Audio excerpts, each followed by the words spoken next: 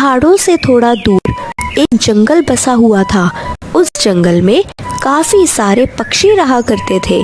उसी जंगल में एक मीनू चिड़िया भी रहती थी। मीनू चिड़िया बहुत ही मेहनती थी। मीनू चिड़िया से थोड़ा दूर वाले पेड़ पर एक कालू कौवे ने अपना घोंसला बनाया हुआ होता है। कालू कौवे का एक दोस्त बबलू कौवा भी था। कालू कौवा और बबलू कौवे की दोस्ती पूरे जंगल में बहुत ही ज़्यादा पक्की थी। कालू कौवा बबलू कौवे पर बहुत विश्वास करता था और उसको अपना भाई मानता था। बुलबुल बहन, क्या हो गया है? आप इतना रो क्यों रही हैं? आपकी बेटी को कुछ नहीं हुआ है, वो एकदम ठीक हो जाएगी। आप रोना बंद कीजिए। मीनू चिड़िया, मैं तुम्हें क्या बताऊं? 2 दिन से मैंने और मेरी बेटी ने कुछ नहीं खाया है। 2 दिन से हम दोनों भूखे हैं। भोजन बिल्कुल भी नहीं मिल रहा है। मीनू चिड़िया, कुछ करो। इस जंगल में भोजन की बहुत कमी हो गई है। बुलबुल बहन, मेरे पास भोजन होता तो मैं आपको दे देती, पर मेरे पास अभी भोजन नहीं है। बुलबुल बहन, आप बिल्कुल ठीक कह रही हैं। इस जंगल में अब भोजन बिल्कुल भी नहीं मिलता है। हमें कुछ ना कुछ तो करना ही पड़ेगा। एक काम करते हैं, आप सारे पक्षियों को जमा करते हैं और फिर सारे पक्षियों से बात करते हैं। कुछ देर के बाद मीनू चिड़िया सारे पक्षियों को जमा कर लेती है और उनसे कहती है, पक्षियों, मुझे तुम सबसे एक बहुत ज़रूरी बात करनी है। पक्षियों, तुम सब तो जानते ही हो, इस जंगल में अब भोजन बिल्कुल भी नहीं मिलता है। भोजन ना मिलने के कारण हम सारे पक्षी बहुत चिंतित हैं कि अब हम क्या खाएंगे। इसीलिए मैं चाहती हूँ कि हम लोग सब पक्षी मिलकर एक चावल की फसल लगाएं और फिर हम सारे पक्षी मिलकर आराम से उस चावल की फसल को खा सकें। हाँ मीनू चिड़िया, तुम ठीक कहती हो। हमें चावल की फसल लगानी ही होगी। 2 दिन से मेरे बीवी बच्चे भी भूखे हैं। जंगल से भोजन तो मिलता ही नहीं है। हाँ मीनू चिड़िया, मैं भी भूखा हूँ।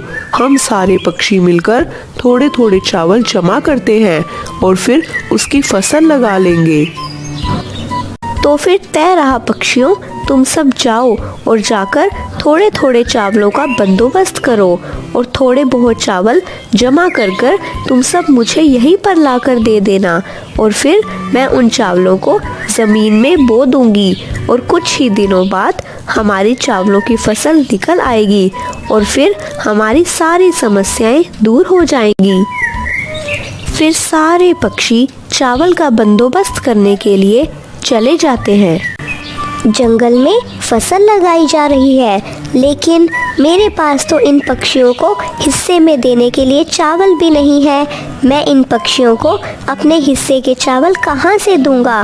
मुझे कुछ ना कुछ तो करना ही पड़ेगा, जिससे मेरी अपनी एक अलग चावलों की फसल हो, ताकि मैं उसको बैठकर पूरी ज़िंदगी आराम से खा सकूं। फिर बबलू कौवे के दिमाग में एक शातिर योजना आती है और वो बबलू कौवा कालू कौवे के पास चला जाता है। मेरे दोस्त कालू कौवे, इस जंगल में सारे पक्षी मिलकर चावल की फसल लगा रहे हैं। कालू कौवे, क्या तुम उनके साथ फसल लगाओगे? तुम्हारे पास उनको देने के लिए चावल है? हाँ बबलू कौवे, मेरे पास कुछ चावल पड़े हैं। मैं वे चावल इन पक्षियों को दे दूंगा और फिर मैं भी इन पक्षियों के साथ मिलकर चावल की फसल लगा लूंगा। कालू कौवे, मैं क्या कहता हूँ, तुम्हारे पास जो चावल है तुम वो इन पक्षियों को नहीं देना, बल्कि वो चावल तुम मुझे दे दो। मेरे मामा जी हैं, वे हर साल अपने खेत में चावल की फसल उगाते हैं। मैं क्या कहता हूँ तुम्हें कालू कौवे, जो चावल के दाने तुम इन पक्षियों को दे रहे हो, तुम वे चावल के दाने मुझे दे दो। मैं वे चावल के दाने जाकर अपने मामा जी को दे दूँगा। अगर वे चावल के दाने तुम पक्षियों को दोगे तो तुम्हें वे पक्षी इनका डबल चावल देंगे।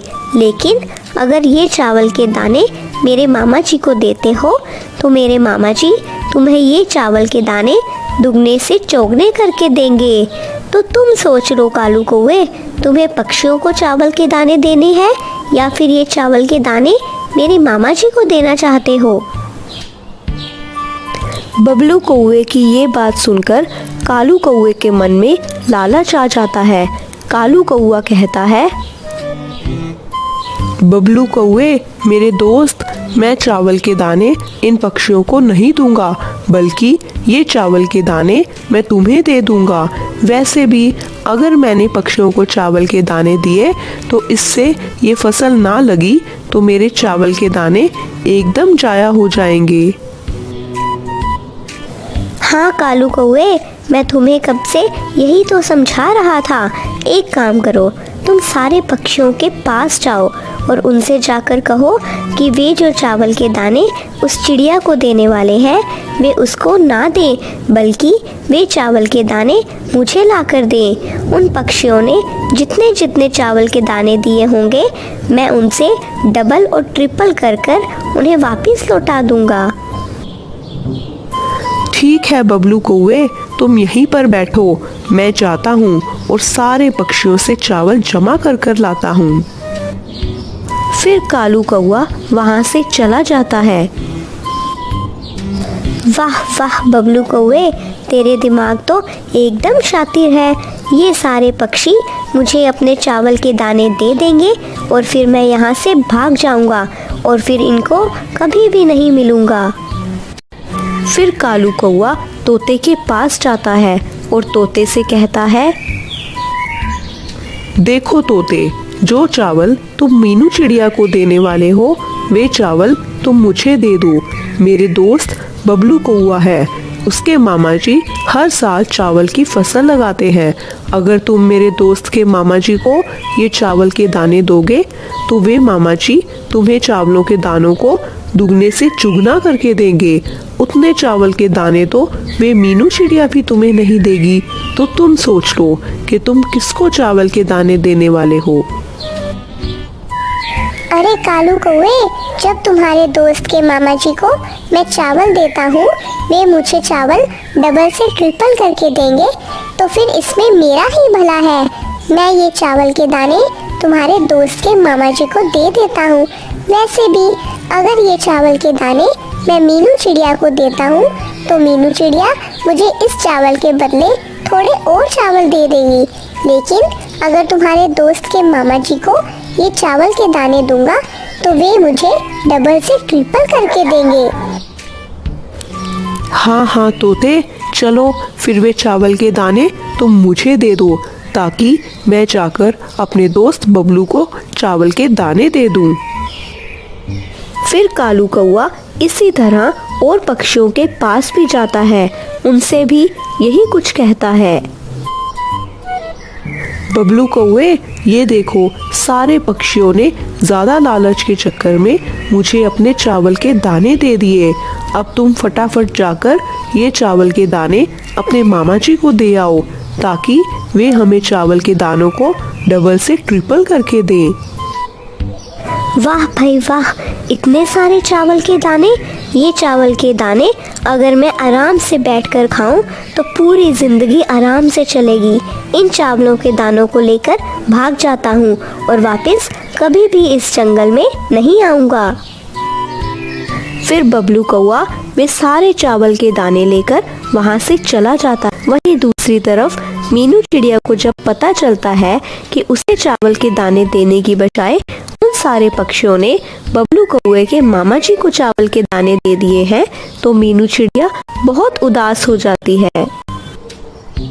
हर साल सारे पक्षी मुझे चावल के दाने देते थे, पर इस बार सारे पक्षियों ने अपने लालच की वजह से चावल के दाने बबलू कौवे के मामा जी को दे दिए हैं। चलो कोई बात नहीं, मेरे पास जितने चावल के दाने पड़े हैं मैं उससे ही फसल लगा लेती हूँ। फिर मीनू चिड़िया के पास जितने चावल होते हैं वे चावल मीनू चिड़िया जमीन में बो देती है। फिर ऐसे ही कुछ महीने बीत जाते हैं, लेकिन वे बबलू कौआ अभी तक उन पक्षियों के चावल डबल कर नहीं लाया होता। कालू कौए, तुम्हारा दोस्त बबलू कौआ कब वापस आने वाला है?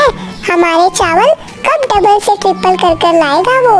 हमने तो तुम्हारे कहने पर उसे चावल के दाने दिए थे। अब तुम ही बताओ कि कब वापस आने वाला है वो? हाँ कालू कौए, तुम ही बताओ। हमने तुम्हारे कहने पर तुम्हारे दोस्त बबलू कौए को चावल दिए थे। अरे कालू कौए, मुझे तो लगता है तुम्हारा दोस्त बबलू कौआ हमारे सारे चावल लेकर भाग गया है और अब वे कभी नहीं वापस आने वाला। हाँ बुलबुल बहन, मुझे भी ऐसा ही लगता है। वहाँ पर मीनू चिड़िया की भी फसल निकल आई है।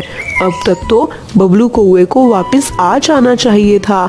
मुझे भी ऐसे ही लग रहा है कि बबलू कौवा हम सबके चावल लेकर भाग गया है। हाँ कालू कौए, हमने तुम्हारे ही कहने पर तुम्हारे दोस्त को चावल के दाने दिए थे। अब तुम ही हमारी भरपाई करोगे। अरे तोते, तुमने मेरे कहने पर उस बबलू कौवे को चावल के दाने नहीं दिए थे, बल्कि तुम लोगों ने अपने लालच की वजह से उसको चावल के दाने दिए थे। तो इसमें मेरी कोई गलती नहीं है। हाँ, ये सब हमारे लालच की वजह से ही हुआ है। हर साल हम उस मीनू चिड़िया को चावल के दाने देते हैं, तो उसके बदले में मीनू चिड़िया हमें थोड़े बहुत चावल के दाने दे देती थी। लेकिन इस बार हमने लालच की तो हम उन चावलों के दानों से भी हाथ धो बैठे। फिर वे सारे पक्षी ऐसे बातें कर ही रहे होते हैं कि वहाँ पर मीनू चिड़िया आ जाती है। पक्षियों, मुझे पता है तुम लोगों ने लालच की, तो देखो लालच का नतीजा तुम्हारे पास है। जो चावल के दाने थे, अब वे चावल के दाने भी तुम्हारे पास नहीं है।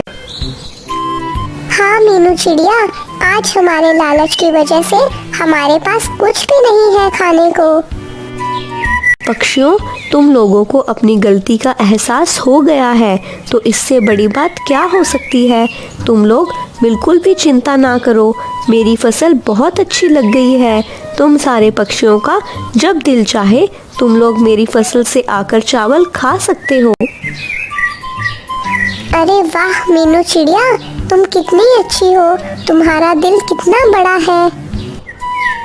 फिर इस तरह सारे पक्षियों को अपने लालच का अंजाम मिल जाता है। इस कहानी से हमें ये सीख मिलती है कि हमें ज़िंदगी में कभी भी लालच नहीं करना चाहिए, क्योंकि लालच एक बहुत बुरी बला है। जंगल में बारिश का मौसम आने ही वाला होता है। सारे पक्षी अपनी मौज मस्ती में घूम रहे होते हैं। उनको कोई फिक्र नहीं थी कि बारिश के मौसम में वो क्या खाएंगे और क्या पिएंगे। लेकिन उसी जंगल में एक टोनी चिड़िया भी रहती थी। टोनी चिड़िया बहुत ही ज़्यादा अक्लमंद थी।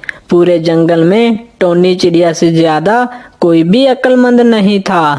टोनी चिड़िया बहुत ही ज़्यादा चिंतित थी, क्योंकि अभी बारिश का मौसम बहुत ही करीब था और सारे जंगल के पक्षियों ने अभी तक दाना जमा नहीं किया था।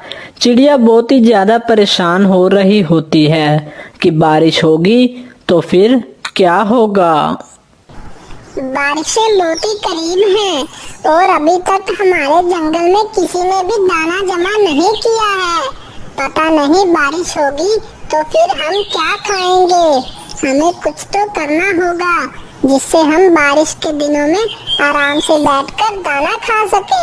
हम सारे पक्षी मिलकर कुछ ऐसा करेंगे जिससे हम पक्षी बारिश के मौसम में आराम से बैठकर दाना खा सके। फिर टोनी चिड़िया के दिमाग में एक योजना आती है और टोनी चिड़िया कहती है, हाँ, एक काम हो सकता है। अगर हम सारे पक्षी मिलकर थोड़े थोड़े चावलों के दाने इकट्ठे करेंगे तो काफ़ी चावलों के दाने इकट्ठे हो जाएंगे और फिर हम उन चावलों के दानों से चावल की फसल लगा सकते हैं। बारिश तक तो वो चावलों की फसल आराम से पक जाएगी और फिर बारिश में हम उन चावलों की फसल से आराम से अपना पेट भर सकते हैं। अगर ऐसा हो जाए तो बारिश के दिनों तो बहुत ही सुकून से निकल जाएंगे। लेकिन इसके लिए मुझे सारे पक्षियों से थोड़े थोड़े चावलों के दाने चाहिए होंगे। चलो मैं जाकर सारे पक्षियों से थोड़े थोड़े चावल जमा करती हूँ। फिर टोनी चिड़िया पक्षियों के पास जाने लगती है। टोनी चिड़िया तोते के पास जाती है और तोते से कहती है, अरे तोते भैया, मेरे दिमाग में एक योजना आई है। देखिए ना, बारिश के दिन कितने करीब हैं और अभी तक किसी भी पक्षी ने दाना नहीं जमा किया है। अगर हम सारे पक्षी मिलकर थोड़े थोड़े चावलों के दाने जमा कर ले तो हम उन चावलों के दाने से एक बड़ी सी चावलों की फसल लगा सकते हैं, जिसमें हम बारिश के दिनों में आराम से उस फसल को खा सकते हैं। हाँ चिड़िया बहन, आप बिल्कुल ठीक कह रही हो। मेरे पास अभी थोड़े से चावलों के दाने पड़े हैं।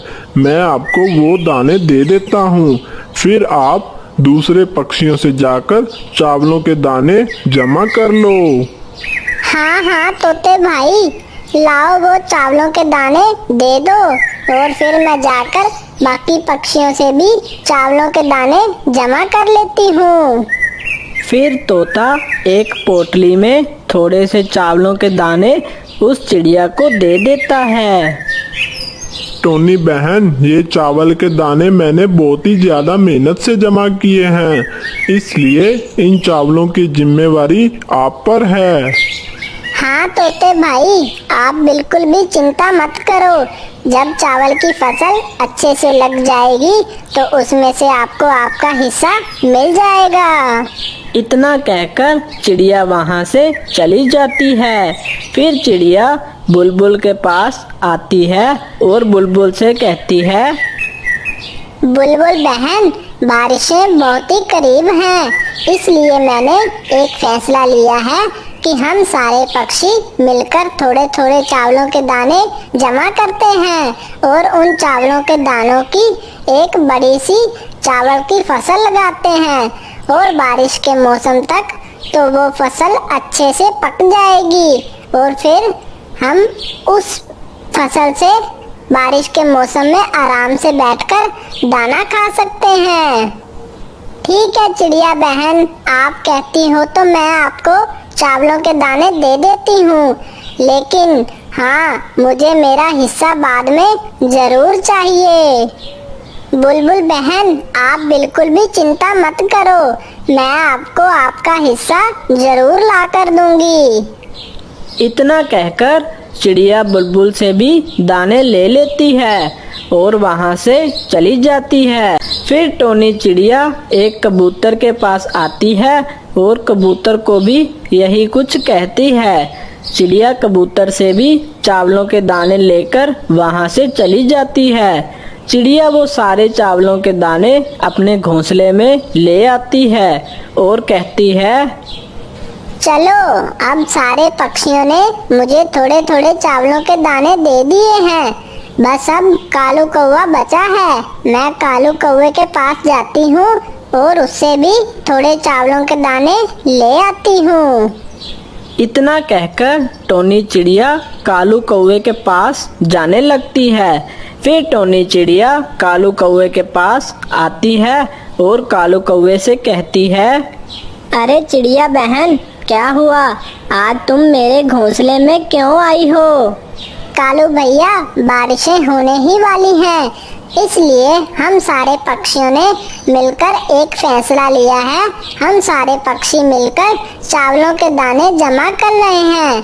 जब दाने जमा हो जाएंगे तो हम सारे पक्षी मिलकर चावलों की फसल लगा देंगे और बारिश तक वो चावल की फसल अच्छे से पककर तैयार हो जाएगी और फिर बारिश के दिन में हम आराम से वो दाने खाकर अपना पेट भर सकते हैं। वो कालू कौवा बहुत ही ज़्यादा चालाक होता है और वो सोचता है, अरे ये चिड़िया क्या कह रही है? मेरे पास चावलों के दाने तो नहीं हैं। मैं इस चिड़िया को क्या दूं? अब मैं क्या करूं?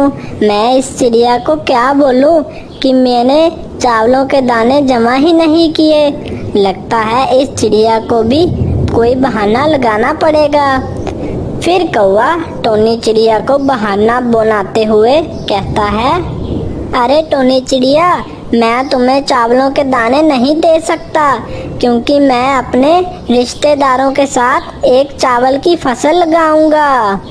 ठीक है कौवे भैया, आप अपने रिश्तेदारों के साथ चावल की फसल लगा लो और हम सारे पक्षी मिलकर एक चावल की फसल लगा लेंगे और फिर बारिश के दिन यूं ही कट जाएंगे। इतना कह के चिड़िया वहाँ से चली जाती है। वहीं कालू कौवा बहुत ही ज़्यादा चिंतित हो जाता है कि अब बारिश के दिन में कालू कौवा क्या खाएगा। ये टोनी चिड़िया तो बहुत सही कह के गई है। ये बारिश तो बहुत ही ज़्यादा करीब है और अभी तक मैंने एक भी दाना जमा नहीं किया है। अब मेरे बारिश के दिन कैसे कटेंगे? मुझे कोई तो चाल चलनी होगी जिससे मेरे बारिश के दिन आराम से कट जाएं। फिर कौवे के दिमाग में एक योजना आती है और कालू कौवा कहता है, हाँ, मैं एक काम करता हूँ। सारे पक्षियों ने टोनी चिड़िया के पास बहुत सारे दाने जमा कर लिए हैं और टोनी चिड़िया आज तो फसल लगाएगी ही नहीं, वो कल लगाएगी। तो क्यों ना आज रात को सारे चावलों के दाने चोरी कर लूँ और अपनी अलग फसल लगा लूँ। इस तरह मेरे बारिश के दिन बहुत ही आराम से कट जाएंगे। फिर रात हो जाती है। सारे पक्षी और टोनी चिड़िया सो जाते हैं। वहीं कालू कौवा टोनी चिड़िया के घोंसले में आता है और टोनी चिड़िया के सारे चावलों के दाने चोरी करके वहां से चला जाता है और अपने घोंसले में आ जाता है और कहता है, अरे वाह कौवे, तुमने तो बहुत ही आराम से उस चिड़िया के सारे चावलों के दाने उठा लिए। चलो अब जल्दी से जाकर इन चावलों के दानों को जमीन में बो देता हूँ। फिर कालू कौवा सारे चावलों के दाने जमीन में बो देता है। अगले दिन बहुत ही ज़्यादा जोरदार बारिश होने लगती है और वही टोनी चिड़िया बहुत ही ज़्यादा परेशान हो जाती है क्योंकि अब टोनी चिड़िया के सारे चावलों के दाने चोरी हो चुके होते हैं। अरे अब मैं क्या करूं? चावलों के दाने तो किसी ने चोरी कर लिए। अब जब सारे पक्षी मुझसे चावलों के दाने मांगेंगे तो मैं उनको क्या जवाब दूंगी? वहीं बारिश की वजह से कालू कौवे की बहुत अच्छी चावलों की फसल लग जाती है और वहीं टोनी चिड़िया के घर पर बहुत सारे पक्षी जमा हो जाते हैं और टोनी चिड़िया से कहते हैं, अरे टोनी चिड़िया, तुमने तो अभी तक चावलों की फसल ही नहीं लगाई है। चलो हम सारे पक्षी मिलकर चावलों की फसल लगाते हैं। चलो, कहाँ है चावल? अरे तोते भैया, वो चावलों के दाने तो चोरी हो गए हैं। कल रात को जब मैं सो गई थी तो रात को कोई आया और सारे दाने चावलों के चोरी करके यहाँ से भाग गया। चिड़िया बहन, ये क्या कह रही हो? हमने कितनी उम्मीदों से तुम्हें चावल के दाने दिए थे और अब हमारे पास एक भी चावल का दाना नहीं है और हमें भूख भी बहुत तेज लगी है। अब हम क्या खाएंगे? हाँ चिड़िया बहन, अब हम यहाँ से जा रहे हैं और हम थोड़ी देर बाद वापस आएंगे और आप हमें चावल वापस करोगी, वरना हम आपके साथ बहुत ही बुरा करेंगे। हाँ चिड़िया बहन, तुम्हारे पास थोड़ा सा समय है।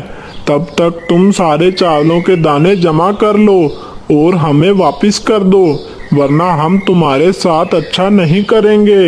इतना कहकर सारे पक्षी वहां से चले जाते हैं। टोनी चिड़िया बहुत ही ज्यादा चिंतित हो जाती है और टोनी चिड़िया कहती है, मैं अब क्या करूं? ना जाने किसने मेरे साथ चावलों के दाने चोरी कर लिए। अब जब सारे पक्षी मुझसे चावलों के दाने मांगने के लिए आएंगे तो मैं उन्हें क्या जवाब दूंगी? मुझे किसी भी तरह चावलों के दाने जमा करने होंगे। टोनी चिड़िया चावल जमा करने के लिए चली जाती है। जब टोनी चिड़िया जा रही होती है तो टोनी चिड़िया देखती है कि कौवा अपने चावल की फसल के पास बैठा होता है। टोनी चिड़िया फौरन उस कौवे के पास आ जाती है। अरे कौवा भैया, आपने चावलों की इतनी बड़ी फसल कैसे लगा ली? आखिर आपके पास इतने सारे चावल के दाने कहाँ से आए? अरे टोनी चिड़िया, मैंने तुमसे कहा था ना, मैं अपने रिश्तेदारों के साथ मिलकर चावल की फसल लगाऊंगा। ये चावलों की फसल मैंने अपने रिश्तेदार के साथ मिलकर लगाई है। कौवे भैया, क्या आप मुझे थोड़े से चावल के दाने दे सकते हो? असल में कल रात को मेरे सारे चावल के दाने किसी ने चोरी कर लिए हैं। अब मुझे सारे पक्षियों को उनके चावल के दाने वापस करने हैं। क्या आप मुझे उधार पर कुछ चावल के दाने दे सकते हो? अरे नहीं नहीं चिड़िया, ये चावल की फसल हमारे सारे रिश्तेदारों की है, इसलिए ये चावल की फसल में से मैं एक भी दाना तुम्हें नहीं दे सकता। तुम मुझे माफ करो और यहाँ से चली जाओ। फिर चिड़िया की नज़र अचानक उस चावलों की पोटली पर पड़ती है। वो पोटली उस चिड़िया की ही होती है और उस कौवे ने वहाँ फेंकी होती है। टोनी चिड़िया समझ जाती है कि कालू कौवे ने ही उस चिड़िया के सारे दाने चोरी किए हैं, तभी तो ये पोटली यहाँ पर पड़ी है। ऐ कालू कौवे, मैं समझ चुकी हूँ कि वो चावलों के दाने तुमने चोरी करे हैं। ये देखो, वही पोटली पड़ी है जिस पोटली में मैंने अपने चावलों के दाने रखे थे। ये पोटली यहाँ पड़ी है। इसका मतलब तुमने मेरे चावलों के दाने चोरी किए हैं। ये फसल तुम्हारी नहीं, बल्कि ये सारी फसल मेरी है। टोनी चिड़िया, हाँ, ये चावलों के दाने तुम्हारे ही हैं, लेकिन अब मैं तुम्हें ये फसल वापस नहीं करूँगा। जाओ, चली जाओ यहाँ से। मैं तुम्हें ये तुम्हारी फसल वापस नहीं करने वाला। अच्छा है वो पक्षी तुम्हारे साथ बहुत बुरा करें। फिर वहाँ पर तोता और बुलबुल भी आ जाते हैं और वो सारी बात सुन लेते हैं। अच्छा कालू कौवे, तुम हमारी चिड़िया बहन को धमका रहे हो। हमने सब सुन लिया है कि वे सारे चावल के दाने तुमने चोरी किए थे। अब हम तुम्हें नहीं छोड़ेंगे। कालू कौवा सारे पक्षियों को गुस्से में देखकर बहुत ही डर जाता है और डरते डरते कहता है, तुम लोग मुझे माफ कर दो, मैं आगे से ऐसा नहीं करूँगा और ये चावल की फसल भी तुम लोग ले लो। ऐ कालू कौवे, अब हम तुम्हें माफ नहीं करेंगे। तुम हर बार गलती करते हो और माफी मांगते हो। कितनी गलतियां करते हो तुम। अब से तुम्हारी यही सजा है। ये बारिश खत्म होने तक तुम भूखे ही रहोगे और हम तुम्हें इन चावलों की फसल से एक दाना भी नहीं लेने देंगे। चले जाओ यहाँ से तुम। फिर कालू कौवा शर्मिंदा होकर वहाँ से चला जाता है और पूरी बारिश भूखा ही रहता है। अगर मैंने चिड़िया बहन से झूठ ना बोला होता और चोरी ना की होती तो शायद चिड़िया बहन मुझे कुछ दाने खाने को दे देती, लेकिन मैंने चिड़िया बहन के साथ बहुत ज़्यादा गलत किया है। अब मेरी यही सज़ा है कि मैं पूरी बारिश भूखा ही रहूँगा। इस कहानी से हमें ये प्रेरणा मिलती है कि हमें ना तो झूठ बोलना चाहिए और ना ही चोरी करनी चाहिए, क्योंकि इन दोनों कामों से हमें नुकसान ही मिलता है। अगर आपको हमारी स्टोरी अच्छी लगी तो चैनल को सब्सक्राइब करना मत भूलिएगा।